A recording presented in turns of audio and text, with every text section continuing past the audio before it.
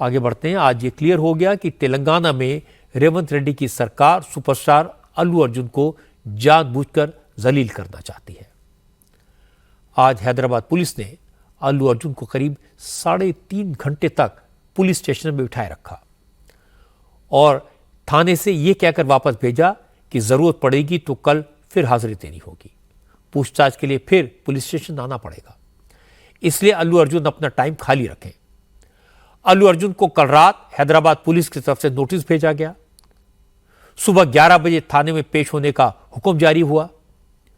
Police के notice में कहा गया कि 4 दिसंबर को संध्या थिएटर में पुष्पा 2 की स्क्रीनिंग के दौरान जो भगदड़ मची थी उस केस में पूछताछ की जानी है।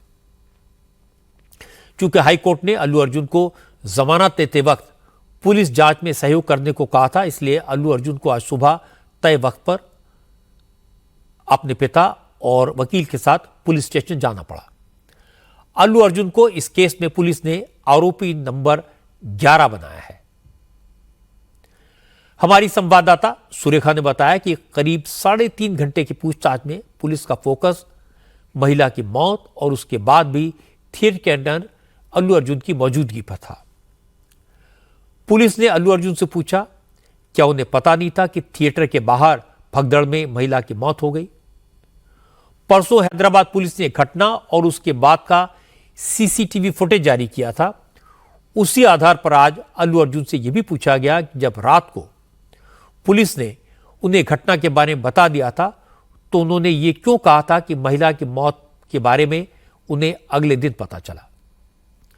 पुलिस ने अल्लू अर्जुन से 4 दिसंबर को रात 9:30 बजे से 11:30 बजे तक क्या हुआ, किस वक्त उन्हें भगदड़ के बारे में पता चला, महिला की मौत की जानकारी उन्हें कब मिली, उसके बाद उन्होंने क्या किया, ये सारे सवाल पूछे। ये भी पूछा वो थिएटर से बाहर कितनी देर बाद निकले, क्या उन्होंने फिल्म की स्क्रीनिंग के वक्त थिएटर में मौजूद रहने की परमिशन प्रशासन से ले ली थी, क्या थिएटर के मैनेजमेंट ने उन्हें बताया था कि पुलिस ने हादसे की आशंका जताकर अल्लू अर्जुन को थिएटर में आने से रोका था। पता यह लगा कि अल्लू अर्जुन ने पुलिस के सारे सवालों के जवाब दिए। क्योंकि पुलिस बार बार यही इल्जाम लगा रही है कि अल्लू अर्जुन को थिएटर में आने से मना किया गया था, लेकिन इसके बाद भी अल्लू अर्जुन वहां पहुंचे, इसकी भीड़ बढ़ी और हालात बिगड़े।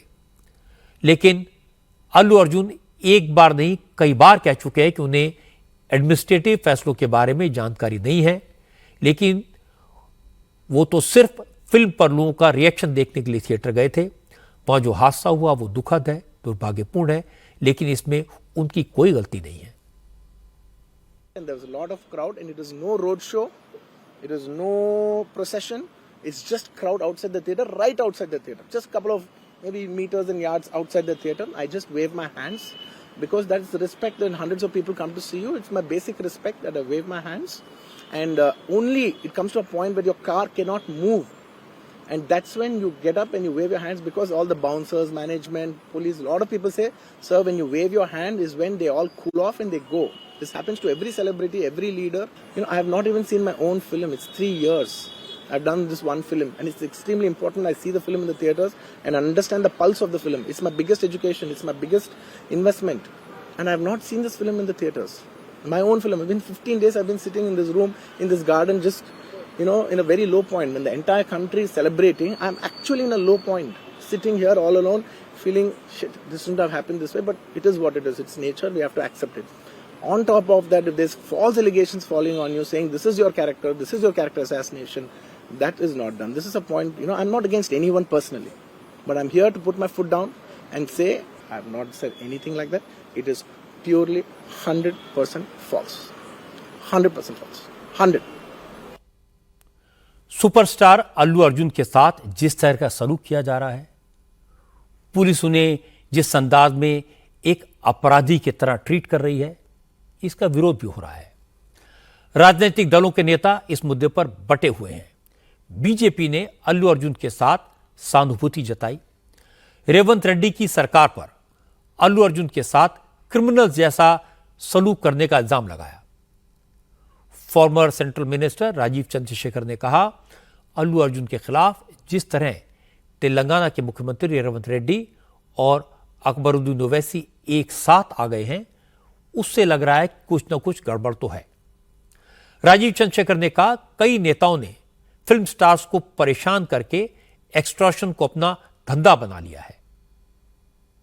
The way that the Chief Minister of Telangana, Telangana के मुख्यमंत्री रेवंत रेड्डी और हमेशा विवादों में रहने वाले विधायक अकबरुद्दीन ओवैसी जिस तरह अल्लू अर्जुन को टारगेट कर रहे हैं, उसे देखकर इस केस पर संदेह पैदा हो रहा है। मुझे इसमें कई चीजें संदेहास्पद लग रही हैं। मुझे लगता है कि उनकी नीयत कुछ और है।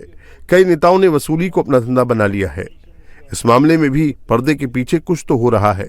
अल्लू अर्जुन के मामले में रेवंत रेड्डी और अकबरुद्दीन ओवैसी का एक साथ आना कई सवालों को जन्म देता है। it comes to this particular gentleman actor Allu वो घटना जो हुआ है, होने के बाद जो हरासमेंट कर रहा है वो गलत है।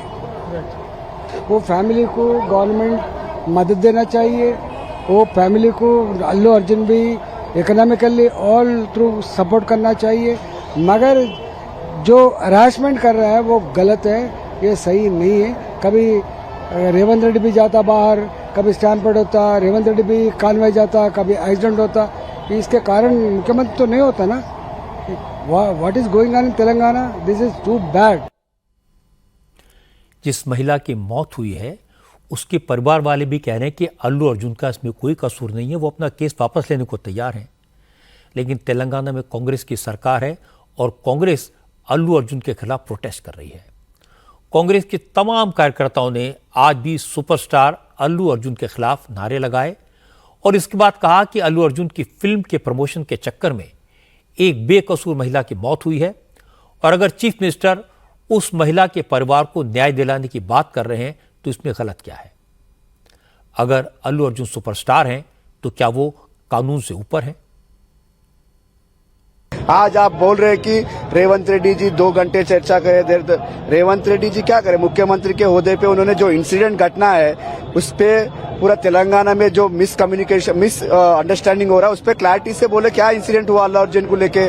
और साथ में रेवंत रेड्डी जी किसी को इन्फ्लुएंस नहीं कर रहे। जो लॉ एंड ऑर्डर का जो इश्यू है, लॉ एंड ऑर्डर अपने हिसाब से कर रहे हैं। आज भी आप देखेंगे तो अल्लू अर्जुन को बुला के पुलिस स्टेशन में उनके ऊपर इंक्वायरी हो रहा। आज जिस अंदाज में अल्लू अर्जुन जैसे सुपरस्टार से पूछताछ की गई, जिस तरह पुलिस ने थिएटर में भगदड़ का वीडियो रिलीज किया, उससे यह तो क्लियर है कि अल्लू अर्जुन को इस केस में अच्छी तरह से फंसाया जा रहा है। जानबूझकर उन्हें महिला की दुखद मौत के केस में उलझाया जा रहा है। अब सवाल यह है कि वो कौन है जो अल्लू अर्जुन के पीछे पड़ा है? वो कौन है जो सुपरस्टार को सबक सिखाना चाहता है? ऐसी बातों का न तो कोई रिकॉर्ड होता है, न कोई सबूत होता है। सुनी सुनाई बात यह है कि जब तेलंगाना में केसीआर की सरकार थी तो चिरंजीवी, नागार्जुन और अल्लू अर्जुन ये सारे सुपरस्टार केसीआर के साथ थे। जब रेवंत रेड्डी की सरकार बनी तो केसीआर से दोस्ती की कीमत चुकानी पड़ी। नागार्जुन के करोड़ों के कन्वेंशन सेंटर पर बुलडोजर चले। कहते हैं उस समय अल्लू अर्जुन ने एक प्राइवेट डिनर में इस बुलडोजर के लिए रेवंत रेड्डी को जिम्मेदार ठहराया, अपने सुपरस्टार होने की ताकत का हुरूर दिखाया। यह बात मुख्यमंत्री रेवंत रेड्डी को चुभ गई। इसीलिए जैसे ही थिएटर में भगदड़ मची, एक महिला की दुर्भाग्यपूर्ण मौत हुई, मौका मिला तो रेवंत रेड्डी ने अल्लू का लल्लू बना दिया। चीफ मिनिस्टर ने दिखा दिया कि असली हीरो कौन है, असली ताकत किसके पास है। और ये रेवंत रेड्डी को पॉलिटिकली सूट करता है क्योंकि वो लोगों को ये दिखा सकते हैं कि केसीआर सुपरस्टार्स के साथ थे लेकिन वो कॉमन मैन के साथ है। जानकारों का कहना है कि अब रेवंत रेड्डी का गुस्सा थोड़ा कम हुआ है।